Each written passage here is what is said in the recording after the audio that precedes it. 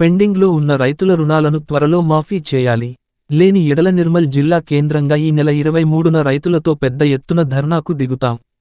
ఈ రైతు ఉద్యమాన్ని రాష్ట్ర వ్యాప్తంగా అమలు చేసి ప్రభుత్వ మేడలు వంచుతాం.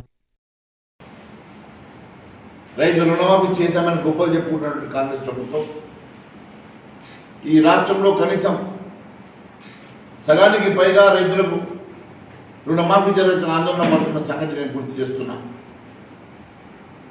ఎక్కడ పడినా ఏ గ్రామం వెళ్ళినా రైతాంగం మాకు రుణమాఫీ జరగలేదని చెప్పేసి ఆందోళన చెందుతున్న సంగతి ప్రతి గ్రామంలో కనపడుతున్నది. ప్రగల్భాలకు పోయి 2 లక్షల రుణమాఫీ చేశామని చెప్పుకోవడానికి మాత్రమే మమ అనిపించే కార్యక్రమం చేశారు. ఇది కేవలం మహారాష్ట్ర ఇతర రాష్ట్రాల్లో తెలంగాణలో కాంగ్రెస్ రుణమాఫీ చేసిందని గొప్పలు చెప్పుకోవడానికి, తెలంగాణలో కాంగ్రెస్ పార్టీ రుణమాఫీ ద్వారా రైతులకు మేలు చేశారని గొప్పలు చెప్పుకోవడానికి మాత్రమే మీరు రుణమాఫీ చేశారు తప్ప తెలంగాణ రాష్ట్ర రైతాంగాన్ని మాత్రం పూర్తిగా మోసం చేసిన సంగతి నేను గుర్తు చేస్తున్నాను. తెలంగాణ రాష్ట్రంలో 2 లక్షల రుణమాఫీ చేయాలంటే దాదాపు 49,500 కోట్ల రూపాయలు అవసరం పడితే కేవలం 17,900 కోట్ల రూపాయలతో ఏ రకంగా రుణమాఫీ జరుగుతుందని అడుగుతున్నా. అంటే దాదాపుగా 2వ వంతు తెలంగాణ రైతాంగానికి మీరు రుణమాఫీ చేయలేని పరిస్థితి. కేవలం కొంతమంది మీ కార్యకర్తలకు రుణమాఫీ చేయించుకోవడం కోసమో గొప్పల కోసమో ఈరోజు రుణమాఫీ చేస్తున్నట్టుగా మీరు ఒక భ్రమ కల్పించే ప్రయత్నం చేస్తున్నారు. ఈ రాష్ట్రంలో 420 దొంగ హామీలు ఇచ్చినటువంటి ఈ కాంగ్రెస్ ప్రభుత్వం 420 దొంగ హామీలు ఏ ఒక్కటి నెరవేర్చలేని పరిస్థితిలో ఇచ్చిన 6 గ్యారంటీలు కూడా పూర్తిగా విస్మరించి ప్రభుత్వం ప్రజల్ని మోసం చేస్తున్నటువంటి సంగతి నేను గుర్తు చేస్తున్నా.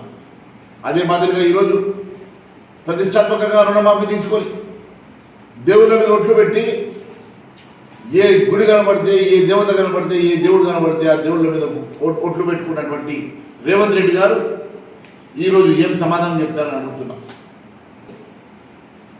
ప్రభుత్వ అధికారులతో సమీక్ష చేసిన రోజు 31,000 కోట్ల రూపాయలు రుణమాఫీకి డబ్బులు అవసరం పడుతుంది మీరే చెప్పారు. దాని తర్వాత బడ్జెట్లో 26,000 కోట్ల రూపాయలు బడ్జెట్లో మీరు కేటాయించడం జరిగింది.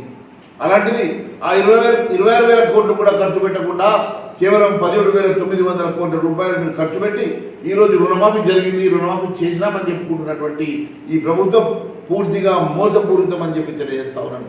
ఆ రోజే చెప్పాను, అసెంబ్లీ సాక్షిగా చెప్పిన మీరు పెట్టినటువంటి కండిషన్లు రైతాంగాన్ని మోసం చేయడానికి మాత్రమే ఉన్నామని చెప్పిన.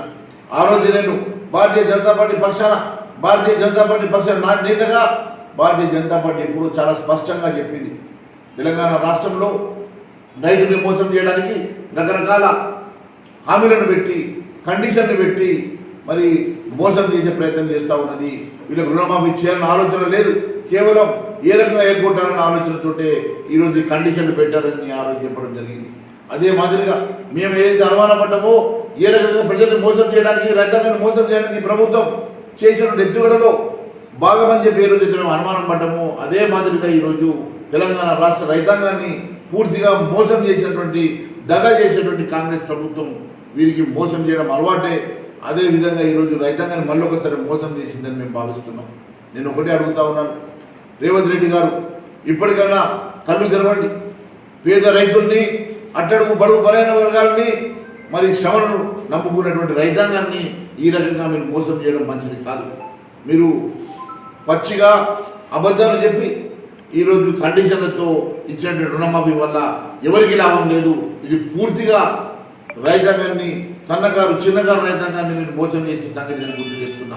ఉన్నటువంటి 2 లక్షల రూపాయలు లోన్ ఉన్నటువంటి ప్రతి ఒక్కరికి ఎన్ని లక్షల లోన్ ఉండండి, మీరు 2 లక్షలు ఇవ్వండి. 3 లక్షలు ఉన్నా పర్వాలేదు, మీరు 2 లక్షలు ఇవ్వండి.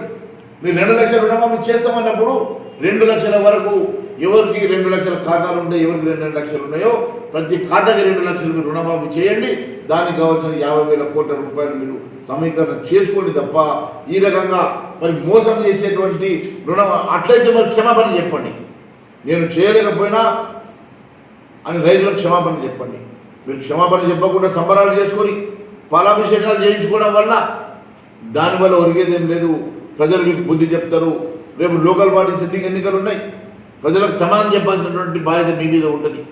ఈరోజు ఈ రకంగా ప్రజల్ని మోసం చేస్తే రేపు గ్రామాల ప్రాంతాల్లో మీ నాయకులు తిరగడం కూడా కష్టమయ్యే ప్రమాదం ఉన్నదని నేను తెలియజేస్తా ఉన్నాం. ఇప్పటికైనా కళ్ళు తెరవాలి. నేను చెప్తా ఉన్నాను, 23 తారీఖు లోపల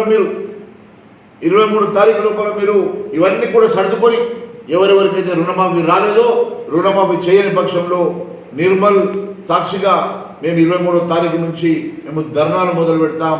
మరి ప్రజల రైతాంగం తీసుకొని రోడ్ల మీదకి వస్తాం, ధర్నాలు చేస్తాం.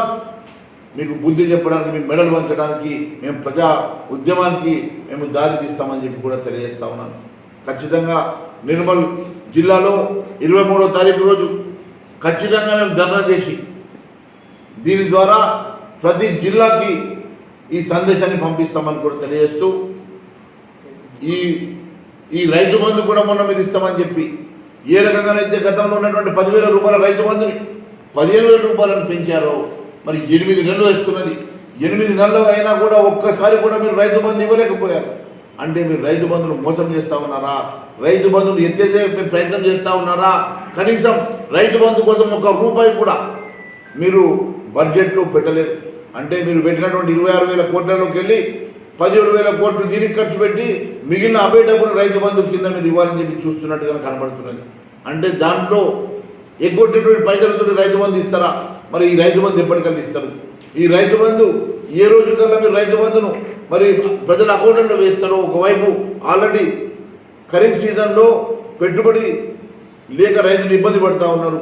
ఇప్పటికే సగం కాలం అయిపోయింది. అప్పులు తీసుకొచ్చి రైతులు పెట్టుబడి పెడతా ఉన్నారు. మీరు ఇవ్వాల్సినటువంటి రైతు బంధు ఇప్పటికి ఇవ్వకపోవడం బాధాకరం. వెంటనే రైతు బంధుని ఇవ్వండి.